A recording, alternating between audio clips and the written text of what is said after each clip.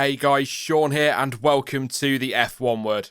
Now, Lewis Hamilton's contract with Mercedes expired at the end of the 2020 season, meaning right now he is officially a free agent and the Silver Arrows only have one driver signed up for the coming campaign, that being of course Valtteri Bottas.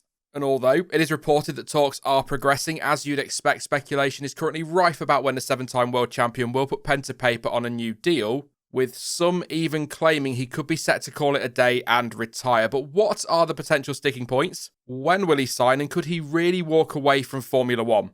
Well, the short answer is we don't know. Thanks for watching. But seriously, the fact of the matter is the only people who know for sure what is happening right now are the three equal partners that make up the Mercedes team, so that's Daimler, Ineos and Toto Wolff, and of course Lewis Hamilton himself. All we as fans can do is speculate, and that is exactly what I'm going to do in this video. So let's start with those potential sticking points.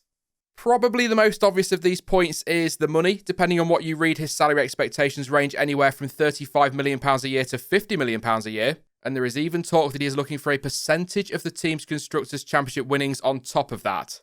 Long story short, if all of that is true, and we can't always believe what we read in some of these newspapers and whatnot, it's a lot of money for any team to fork out in normal times, even for a multiple world champion. But the current global situation, as well as the new F1 financial regulations, complicate that a little bit further. Daimler has already been put in the position of having to let staff go as a result of the economic impact of the pandemic, among other things. It's not just a pandemic. And even with a reduced shareholding in the team, can they justify paying anybody that kind of money when some now find themselves unemployed? However, that reduced shareholding could well be key, because there is the possibility that equal partners Ineos and Wolff may well be willing to find a way to stump up the cash to keep hold of their marquee driver, meaning Daimler could very easily find themselves no worse off if Hamilton signs, and perhaps could even find themselves a little bit better off eventually, especially when you throw into the mix things like the new F1 cost cap, which could ultimately help Daimler out. And it's also very likely that getting the new ownership structure agreed and into place is another reason why negotiations were put on hold and it's taking so long. The length of any deal is also reportedly a bone of contention. Again, this all depends where you choose to get your gossip from, but the general consensus seems to be that Hamilton is looking for a longer multi-year deal, whereas Mercedes would prefer to commit to just a one-year deal for now, at least on the terms the world champion is allegedly negotiating for. And as well as how long any deal is, the Brit could be seeking a clause that gives him a say, perhaps even a final say on who his teammate is going forward. Assuming he stays, his teammate will once again be Valtteri Bottas, and it's a relationship that works very, very well. And it could well be the case that the world champion wants to keep the Finn rather than take on young hotshot George Russell.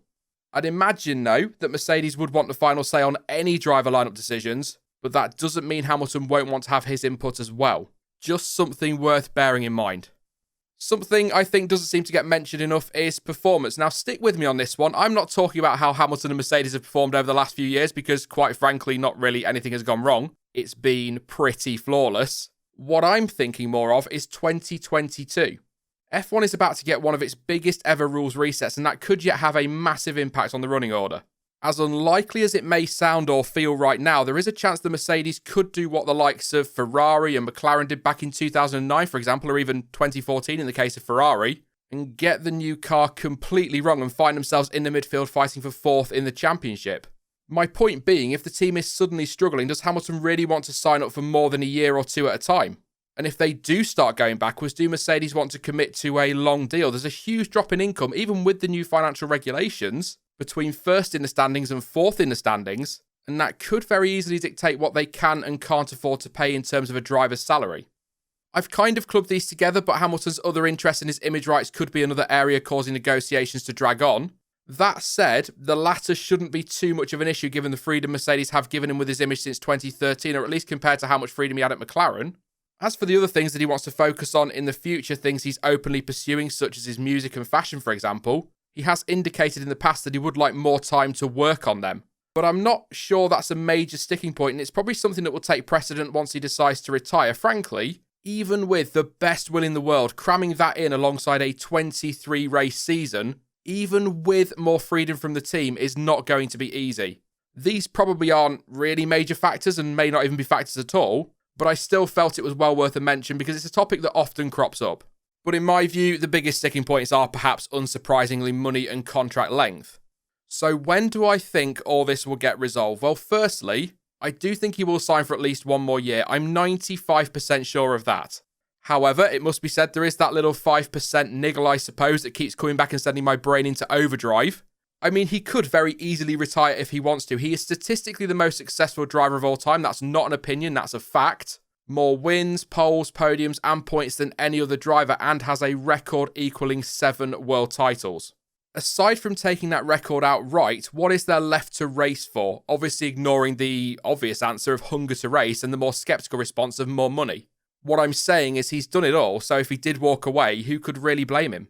And from a Mercedes point of view, they have options if he chooses not to continue, or indeed the team decides not to renew his deal. And that is something worth just pointing out at this stage. Mercedes do have a bargaining chip in all of these negotiations, and that is George Russell.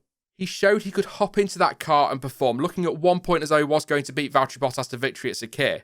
He will cost them nothing compared to what Hamilton will demand, and with the new closer relationship between Williams and Mercedes, there shouldn't be any issues getting him out of that contract and into a Mercedes for 2021 if they need to, even at short notice.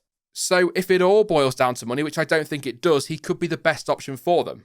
The thing is, though, the reason he will cost them nothing compared to Hamilton, as I've just said, is because he is nowhere near Hamilton's level.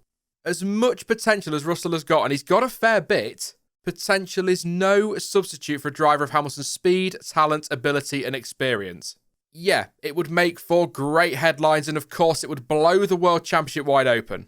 But Russell in and Hamilton out, I cannot see it happening unless it's Lewis Hamilton's decision to retire.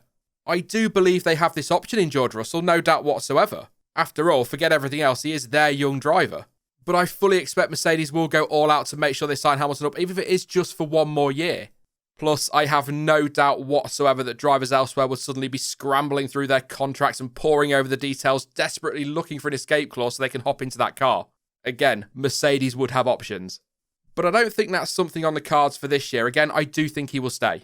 All this talk of Hamilton retiring is just a wild rumour fueled by media who are desperate to find something to write about during the off-season. Yes, that's sceptical, but we've been here before. I actually feel like this is something we go through every January. Last year, there was talk of him calling it a day at the end of 2020, the year before he was linked to Ferrari, and those kinds of rumours will naturally keep swirling until he signs a deal. I suspect, and this is obviously just an opinion, that the biggest thing holding the deal up is the contract length. I felt for a long time as though Hamilton was looking for a one-year deal and it was Mercedes who wanted more, despite the rumours saying it's the other way round. It goes back to what I was saying about 2022. Does Hamilton want to commit long-term before knowing what position the team will be in when the regulations change? I can't see that he fancies dropping into the midfield and going out with, I suppose you could say, a whimper almost. Surely, as a lot of athletes do, he wants to go out on top. So, stay for one more year, win or at the very least challenge for an 8th world title and then call it a day. Equally though, if Mercedes are to sign him up on an expensive deal, they're going to want their money's worth. So a one-year deal might not appeal to them, but then flip that around again. And if you're looking at, let's say, 45 million a year, maybe they only want to pay that for 1 year. They don't want to commit to paying that every year for the next 3, 4, 5 years, whatever they decide to come up with. But I do think this is coming down to contract length more than anything else. I suppose, long story short, no, I don't think he will retire, and I fully expect to see him driving that Mercedes in 2021. Hamilton wants to stay, Mercedes want him to stay. I just can't see him going anywhere just yet. The big question then is, when will he sign? Mercedes, Toto Wolff, Lewis Hamilton have all said several times now that these talks will be held privately, no great surprise there, and that there is no hard deadline. Now that latter point is not completely true, as the hard deadline is surely FP1 in Bahrain at the absolute latest, but we know what they mean by that. There's not a panic. And the latest is that the talks are progressing and going well, but an announcement is not imminent. So this is all guesswork, but I would be surprised if we haven't heard something by this time next month. By then, we'll be a week or so away from the first car launches of the year and a month away from testing. Of course, time is very much on their side as the season opener and testing have both been delayed and rescheduled, but I would imagine they'll want to get all this sorted before launch season, because it's not going to look very good, is it, if all the PR shots of the new car and the driver lineup includes just Valtteri Bottas. That's what I think anyway, but it must be said that this is Formula One. 95% sure is about as close to certain as you can get, because you just never know what is going to happen in the political world of F1 contracts and all of that business. It may look right now as though a deal is going to get done, but things can and often do change quickly in this sport, so don't rule anything out. But for the final time, I would be very, very shocked if Hamilton wasn't lining up on the grid in Bahrain as a Mercedes driver, probably on pole position. As always though, they were just a few of my thoughts and my opinions, but what do you guys think? You can let me know your thoughts on what you think is going on with Hamilton's contract down in the comments section. Do you agree with me that he will stay, or are you expecting there to be a twist in a tale? Could he call it a day? That is it for this one, though. Now, we're on the winter schedule at the moment, or the January schedule, so I will be back middle of next week with another video. It's 2 a week during January, then hopefully 3 a week again in February, and then we get to March, and God knows, it just explodes.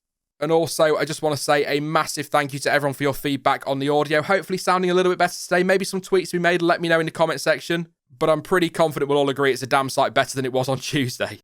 In the meantime, though, don't forget that you can, of course, follow me over on social media, and all of the links you need for that are in the description down below. But as ever, thank you for watching. I've been Sean, this has been the F1 Word, and until next time, goodbye.